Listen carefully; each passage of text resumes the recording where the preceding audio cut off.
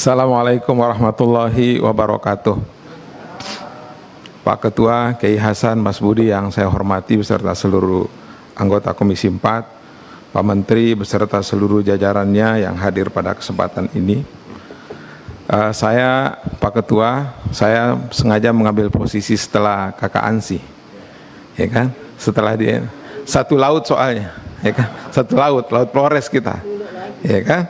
Nah, saya mulai bahwa mendengar pidato Pak Jokowi, Presiden Republik Indonesia pada pengantar nota keuangan tanggal 14 Agustus, beliau sudah mencanangkan bahwa nilai tukar nelayan pada APBN 2021 adalah 104. Februari NTN kita itu turun 0,65 atau 0,79% dibanding dengan Januari.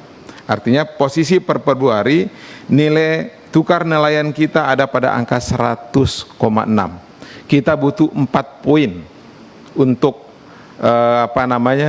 merealisasikan apa yang menjadi pidato Presiden Jokowi pada tanggal 14. Karenanya mohon Pak Menteri jelaskan kepada kami apa kira-kira langkah-langkah menuju pada nilai tukar nelayan 104 itu. Karena kalau sudah bicara tentang nilai tukar nelayan, maka semua program 2020 ke bawah tidak boleh lagi di copy paste pada tahun 2021. Karena sampai 2020 orientasi kita masih produksi, Pak Menteri. Tetapi kalau sudah bicara tentang nilai tukar nelayan, maka kita bicara orientasinya adalah seberapa besar kita bisa mensejahterakan petani dengan anggaran 6,6 itu. Nelayan. Bukan petani. Nelayan. Nilai tukar nelayan. Nah, karenanya Pak Menteri, Pak Ketua yang saya hormati, saya berdiri sejajar dengan Kakak Ansi Lena bahwa saya mendukung untuk kita menambah anggaran porsi ini, karena jangan sampai kita mengeluarkan hashtag, mengeluarkan tagline segala macam itu di laut kita jaya, terus Indonesia negara luas pantai terpanjang segala macam, tapi anggaran perikanan kelautan itu 7,6,6, ya kan? Jauh dibanding dengan marka darat seperti sudah diulas sama itu.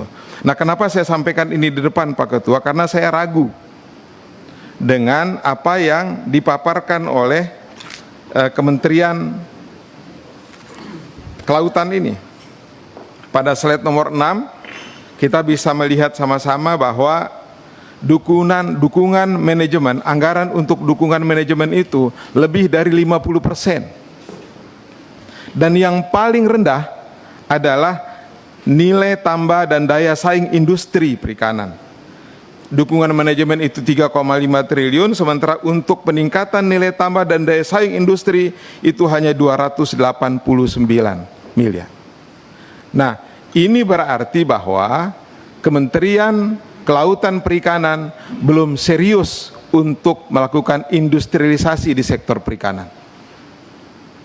Ya, menempatkan program nilai tambah dan daya saing industri pada paling buncit itu menunjukkan bahwa KKP ini belum serius dalam sektor perikanan. Padahal berdasarkan survei Bappenas, potensi untuk pada sektor peningkatan nilai tambah dan industri di sektor perikanan ini mencapai 108 triliun per tahun.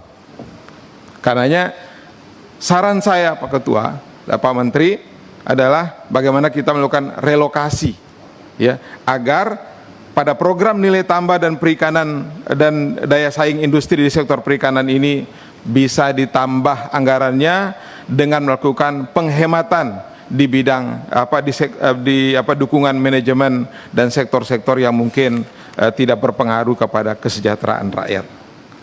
Yang berikutnya pada slide nomor 7, ya, kita melihat bahwa saya membandingkan antara Dirjen Perikanan Tangkap dengan BRSDM. Ya, saya tahu ada gaji di sini.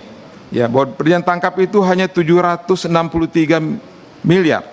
Sedangkan untuk dukungan manajemen pada SDM itu ada 1,6 triliun. Kondisi nelayan kita tadi sudah digambarkan karena kami satu garis pantai.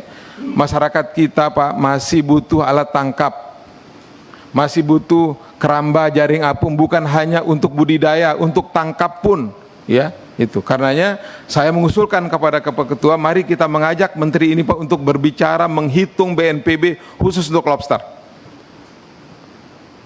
Karena saya di garis pantai di Samudra Indonesia di bagian selatan itu salah satu sentra lobster Pak. Butuh dukungan alat tangkap, butuh ya seperti perahu, kerapa, jaring apung, segala macam itu. Nah, tentu juga kita harus berdampak kepada pendapatan daerah. Nah, berikutnya Pak Ketua, di slide nomor 9 ya. Di slide nomor 9 saya melihat ada pengurangan volume satuan dari gemar ikan. Ya, ini cuma 50 lokasi Pak Ketua.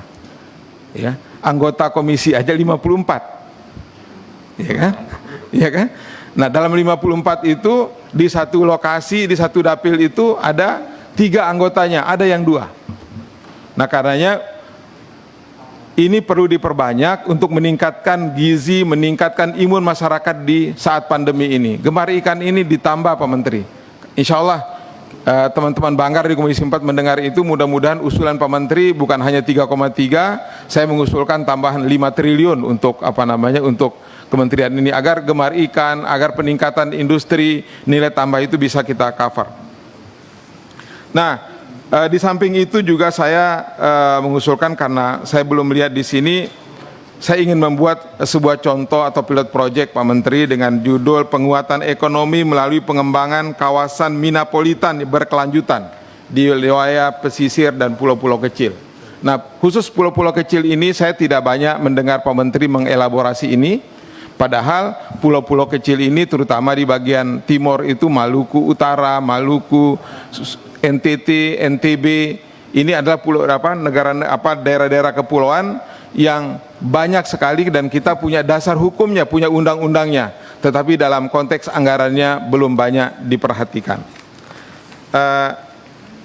Berikutnya saya mendukung apa yang disampaikan oleh Pak Menteri tentang memberikan prioritas pembangunan sistem rantai dingin dalam rangka mendukung sistem logistik ikan, terutama pada daerah-daerah yang potensial. Salah satu contohnya adalah kawasan Teluk Saleh di Pulau Sumbawa.